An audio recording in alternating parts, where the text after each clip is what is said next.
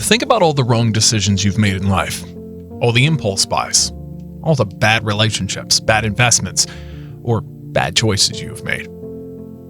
How different will your life be if you had made the correct decision at least 30% of the time? It is impossible to make the right decision 100% of the time, but even a slight improvement to your decision making will save you from years of regret.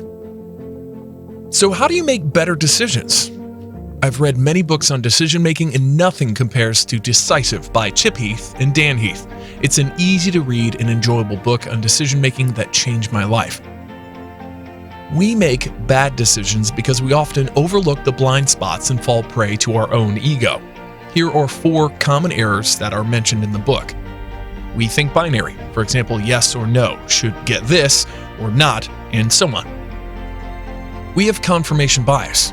We seek out information that agrees with us and diminish information that disagrees. We are affected by short-term emotions or impulses. We get overconfident on our decisions. We often think we know more about the future than we do. So, how do we overcome those errors? That's what the book's about. So make sure to keep watching as I summarize everything I learned and implemented in my life from this book. They've created a 4-step process called WRAP, which you can run through each time you have a big, important decision to make choices easier. Its 4 elements are W, widen your options, R, reality test your assumptions, A, attain distance before deciding, P, prepare to be wrong. Let's look at the process in more detail, but those are the steps that coincide with what I believe to be the most important lessons from this book. Step 1, W, widen your options. Step 1 of the 4-step process to make better decisions is to widen your options. Widening your options is meant to help you overcome the first error, the fact that we often narrow our options too far. How do we do that? Avoid one or the other questions. How often have we heard this? Should I break up with him or not? Should I buy this item or that item? Should I purchase this or not? I don't know whether I should do X or not. Too often we limit our options because of the spotlight effect. We see what's in front of us, and as Dan Conenheim says in Thinking Fast and Slow, what's in front of us is all there is. It's easy to get hung on those limiting questions and limiting choices, but that hurts our decision making. Here are some of the Heath's suggestions for how to overcome that. Look for other options. Simply looking for better options can sometimes help us. Asking, is there a better way? Or thinking, what are my other options? Can help us break the chain of the one or the other thinking. Reframe the question. Reframing the question itself can help as well. Instead of asking, should I buy or do this or that, you can ask, how can I do this and that? Instead of asking, should I buy this or not, ask, what's the best use of my money, or how else could I spend this money?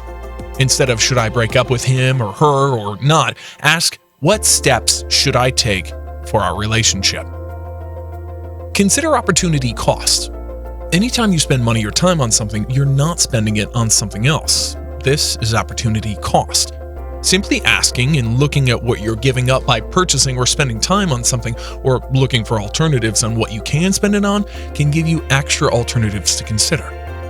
Use the vanishing option test. One way to force yourself to come up with ideas is to make your current options disappear. If this wasn't an option, no way I could do it, what then would I do? Find people who have solved your problem. If you're facing a problem, you need to make a decision on it. Find someone who's already done it. Whether it's an individual you ask or a business you can benchmark and look at, finding someone who's done it before you can help you see what works and doesn't, and make a better decision. Step 2. R.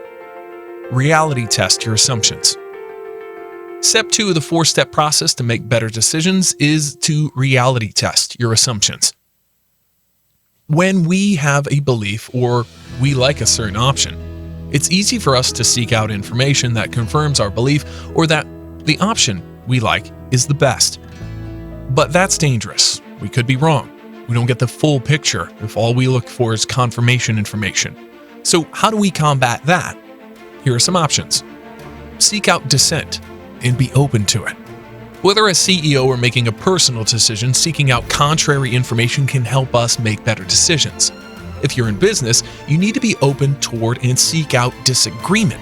If everyone always agrees with you, you likely don't have an environment open to disagreement, and you're likely making poorer decisions.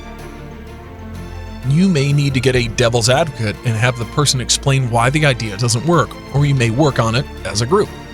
One idea, especially with multiple options, is to ask, what would have to be true for this option to be the very best choice? Ask disconfirming questions. Sometimes when we ask questions, we're actually seeking support for our opinion.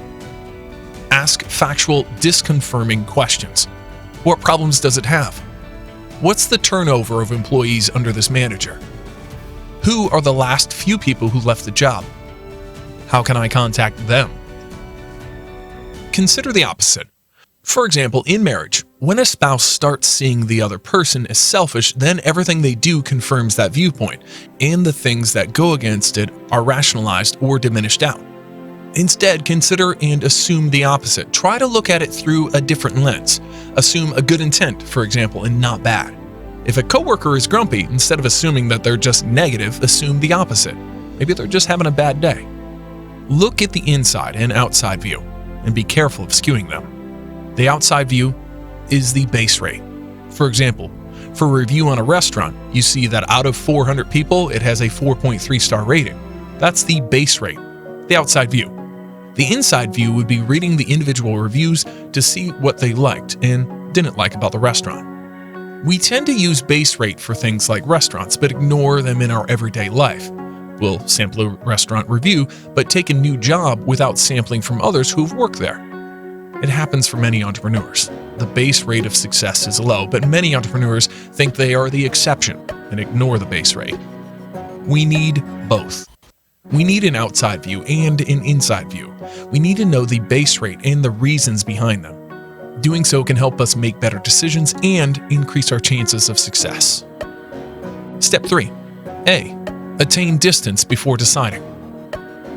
Step 3 of the 4-step process to make better decisions is to attain distance before deciding.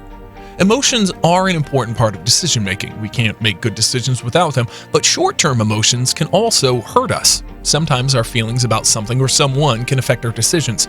Maybe we have a history with something, and it's hard to let go. We as humans have an aversion to loss. We often like to stick to the status quo, so overcoming those can sometimes be hard as well.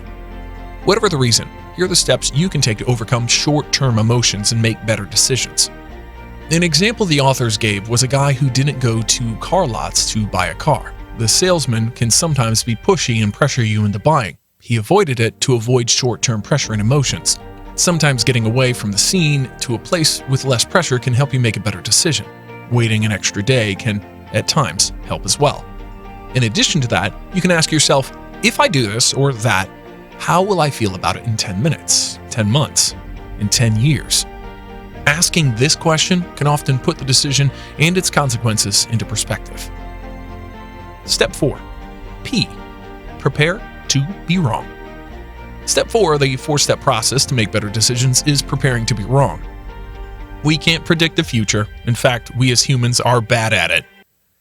The future is not a single point that we can predict. It's a range of possibilities. As Annie Duke says in Thinking in Bets, decisions are like poker, not chess. It's all probability. So how can we deal with this? How can we prepare to be wrong? Here are some steps. Do a pre-mortem. A pre-mortem is like a post-mortem, except that you do it at the beginning instead of the end. You ask, it's a year or such from now. Our plan failed. Why? Then you examine why it could have failed. Then you prepare for those possibilities. Do a pre-parade. A pre-parade is the opposite of a pre-mortem. This time you ask, it's a year from now and everything is going amazingly. Will we be ready for the success? What kind of success do we have? What do we need to do to prepare for that success? Asking these questions lets us see the range of possibilities and make prevention and preparation for possible success and failure. Use a safety factor. Add a safety factor to your decisions. An example is an elevator cable. It's 11 times stronger than needed. Another example is for estimating project time and cost. Add a buffer for safety. The Heaths ended with an extra chapter on trusting process. Following a process may not always seem glamorous, but it provides confidence. When decisions are being made by groups, they must be seen as fair, and process provides that. It also allows us to take bigger risks and make bolder choices. It can help you navigate thorny issues. Following a process helps everyone work together, and even if the outcome is not what they want, it can help them feel better about the decision.